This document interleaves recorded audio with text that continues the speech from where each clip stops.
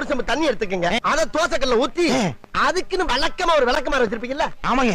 வரட்டு வரட்டு வரட்டுன்னு ஒரு 4 இழுப்பு இழுத்து ஒரு கிண்ண நிறைய மாவு எடுத்து பெரிய ரவுண்டாவும் இல்லாம சின்ன ரவுண்டாவும் இல்லாம பொதுவா ஒரு ரவுண்ட ஊத்தி 4-5 வெங்காயத்தை போட்டு அள்ளி பொடி பொடி பொடியா நறுக்கி அப்படியே மேலாப்ல பரபர தூவி விட்டு சரிங்க.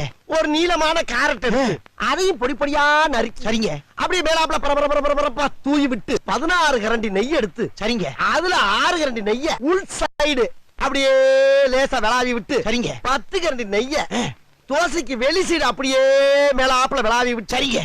இட்லி பொடி இருக்கு பாத்தீங்களா, அத அப்படியே அள்ளி மலை சாரல் மாதிரி அதை மேலாப்ல பரபர அப்படியே பேய விட்டு சரிங்க. பொத்துனாப்ல அப்படி ஒரு பரட்டு இப்படி ஒரு பரட்டு அப்படி பரட்டி விட்டு அப்படியே ரெட்டி கலர்ல முருக விட்டு அழகா மடிச்சு கம கம கமன்னு ஒரு ஊத்தப்பத்தை எடுத்துட்டு வாங்க சரிங்க. அண்ணனுக்கு ஒரு ஊத்தப்ப